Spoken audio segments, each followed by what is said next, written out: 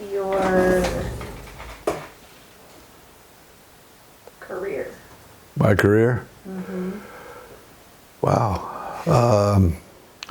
So you went. Well, you already started. We've already. You went to. It started. Denver. Yeah, graduated from high school in Colorado Springs. Hold on a second. Does this look in focus to you? It's a little blurry to me. Not that I know how to fix it. Is it the lens in front? Yeah.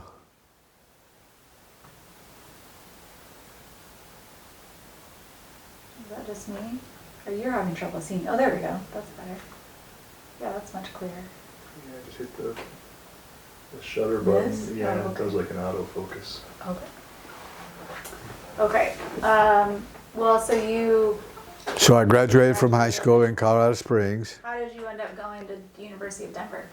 Well, I was an athlete first of all in high school. So my coach in basketball was from the university.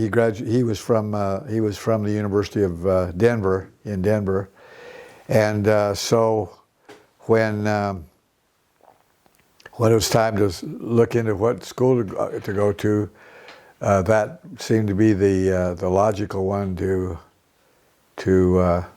go to. So that's how that all came about. So that started me on my career as a teacher because I wanted to be a teacher coach. And You were in basketball? yeah. I thought you got a baseball scholarship. Well, I got a. Actually, I did get a. Well, let me think. What was it? I did play basketball and baseball. You got it through basketball, though. But I don't know. No, I think it was baseball because in those days, college freshmen could not play baseball. It was I don't know what the philosophy was or what the rule was, but if I got a baseball scholarship to the University of Denver, all I allowed to do was study and go to, and there was I played in no games. I think we would have an occasional scrimmage, stuff like that, just to stay in shape and all that, but that was about it. I don't remember too much about my first year at the University of Denver because at the end of that first year, I decided that I didn't particularly want to play ball. I wanted to really focus on my teaching training, and so I went. Were you also married with children? Yeah, no, not at that time. Let's see, I can't remember the chronology of it. The marriage took place right after I graduated from high school, 58, something like that. And Rick was born, and then Marcia came later. And by that time, I was already teaching. I had spent 4 years at the University of Denver, and got a job working in Denver as a teacher. And by that time, I was married and had 2 kids. And so the career took off. Let me think. We divorced. Didn't Colorado College also recruit you? Yeah, I was going to go to Colorado College initially, rather than to University of Denver. But when Susie got pregnant, it was probably I'm not sure what happened at the Colorado College's side of the story, but they sort of reneged on my scholarship to Colorado College. And so I went and talked to my basketball coach, who was like I said, from Denver, and he said, "Let me do some checking. I think we can get you into Colorado College, into University of Denver." So that's how I ended up at Denver University. Since you were a good athlete, were the state schools trying to recruit you? I didn't make much of an effort to do that. Let me think. Did I do any? I don't.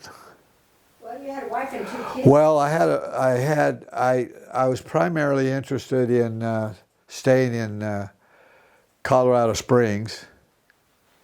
I mean, that's where I grew up, so I wanted to stay there. But let me think. Gosh, these are some things I hadn't thought of in a long time. Because you got the Was that- scholarship in Denver. Was that before schools recruited like they do now in schools? Well, they did a little recruiting, but you're right. It's a lot more sophisticated now than it was then. I'm trying to think. Did I look into any other schools other than Colorado College to begin with, and then went to University of Denver? You didn't ever think about the military? No, I didn't think of anything about the military at that time because. Oh, it was the war. Well, no, No, it hadn't. The reason I didn't get involved in the war was that I became a science teacher, and at that time they were looking for they wanted more science teachers because of Sputnik. The Russians got Sputnik up into the air, and I guess the federal government decided, hey, we better start training some people to be scientists. So that's how I got involved in being a science teacher. Although I like science. He just runs into good jobs. So anyway, that got me going on baseball. I mean, on teaching as a career, and then of course we spent 3 summers after. Well, then I got divorced, and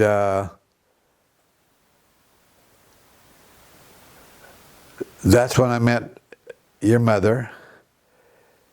And I decided that I needed to get a master's degree in science. So I applied at that time there were science scholarships all over the place because of Sputnik, like I said.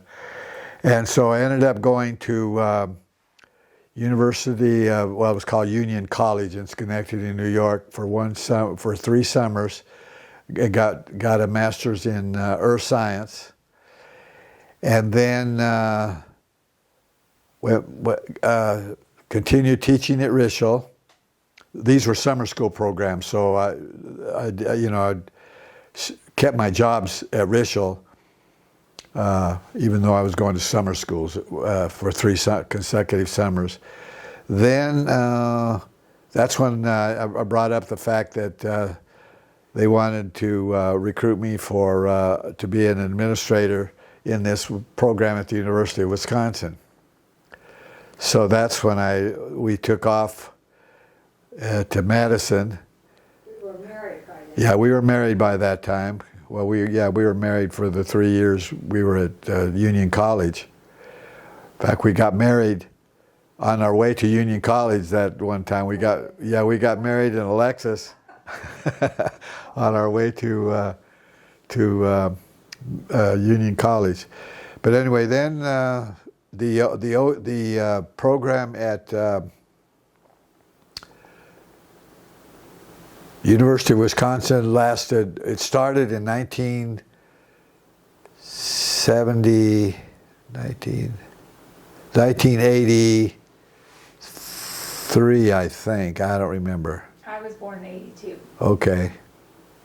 And you were in. Then we moved You to were, Houston. yeah. No, we moved to, we moved to Denver. Because you were born. No, I was born in Denver, and then we moved to Houston. Houston. Within a year. Okay. So this must have been in the 70s. Yeah, okay. So anyway, You got your PhD in 75. yeah, that's 75 was my PhD. And it came about because I was, again, even though I had already had my master's, I had been teaching and was, an administrator. I was an administrator in the Denver Public Schools. They still wanted me to be a damn person in charge of discipline. So that's when I decided it was time to go back to school and finish up my doctorate, because my professors at Wisconsin kept saying, why don't you stick around and finish your degree? They wanted me to finish my degree because I was just about 1 year away from it, actually. But I wasn't interested at that time until all this crap started happening in the Denver Public Schools. By that time, Bob Gilbert had left, had gone to Oregon, and they brought in a new superintendent who was a jerk, and can't remember much. I can't remember what was his. Do you remember what his name was? I can't remember his name. Had a Polish name. Anyway. So then it started. That's when the movements started happening. We got a job in Oregon. Lasted 3 years, and found out that they were looking for an adult education administrator in Jefferson County, back in Denver. And so I applied for that and got that job. And then while I was working there after about 3 years. I met a guy from Denver who was a consultant for a firm called Living Magazine. Do you remember Living Magazine? It was a magazine that promoted homes, and mainly homes in it was a 9-state region that the Living Magazine served. So I got involved in working with that. Let's see, what else happened? Wait, I don't understand. That's a real detour. What happened? Like, how did you go from being a school administrator to working in magazine publishing? Well, that's being in the right place at the right time.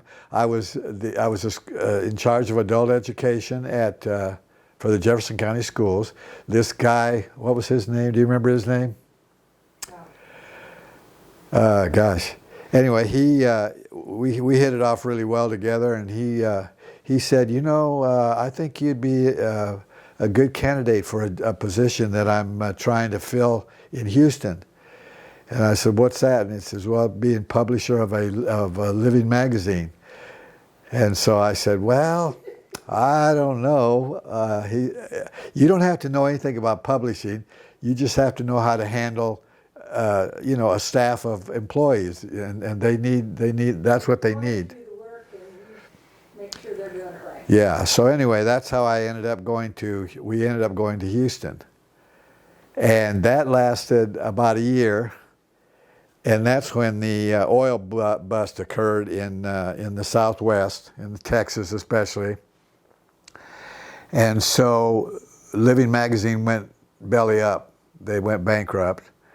And so I had to find another job, because I was, up until that time, I was always in the proactive stage of looking for a job, getting it, and moving on. I didn't have to worry about getting a job, because I always had one lined up when I got tired of a particular job. So anyway, I got a job teaching. Heading up another program like I had at the University of Oregon, except it didn't deal with Hispanic students, although we had some, because Houston, of course, has a big population of Hispanics. But anyway, I ended up being in charge of their school. It was called, EOP, Educational Opportunity Program. And basically what it did, the superintendent didn't like the kids being expelled from school for whatever reason. So he started this program called EOP, and he needed an administrator that could handle kids that were, problem kids, and that I had that background. So that's how I ended up being the principal or director of that program, and it lasted about 3 years, I think, and that's about the time when Julie was going to come to the Tim was already a student at Nacogdoches. What was it called? Stephen F. Austin. He was going to school there, and then Julie was ready to go to college, and she wanted to go to OU, and so that's how we ended up coming to OU. Your mom wanted to get her master's at OU in library school, so that's how we ended up. I ended up getting a job working as a consultant for a 10-state region dealing with diversity training, because at that time, the federal government was having trouble getting minorities involved in the what was the program having to do with air controllers. They were putting women in the controlling towers at airports, and they were having problems dealing with the men and the diversity in that issue. And so they got this. They started this program called, and I can't remember the name of it right now.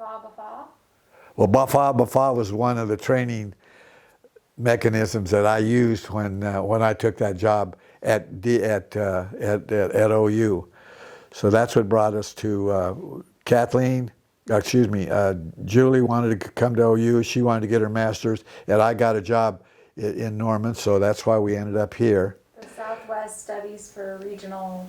There you go. Center for Regional Studies. Yep. Yeah, that was no Southwest Center for. It was not regional studies. It was something along that line. I still got the T-shirt somewhere. I've got and I've got a file with all that stuff in it. And that was when you worked over at on Constitution. Yeah, right. We called it the South Base. And so anyway, I did that for about 3 years, and I was ready to. We were ready. So you were traveling a lot? Oh yeah. Trainings all over. We trained in. Working and taking care of kids. Yeah, we trained in we trained in all 10 states or 9 states, starting in California, Arizona, Nevada, New Mexico, Colorado, I think Arkansas, Texas, of course, was a big state. Texas, Louisiana, Florida. We covered all that whole region. You were doing like diversity training. Diversity training. Racial and ethnic, or yeah. stuff around sexism. Well, a little bit of everything. Bafa included both, so it was kind of it was an interesting program because I just came across it by luck because a guy. I went to a training workshop one time, and this guy did Bafa, and I really liked it. So that's how I got involved in it. He was right out of San Diego. Can't remember the name of the Simile SIMILE simile.com or something. I can't remember what it was, but anyway, that's how I ended up doing that.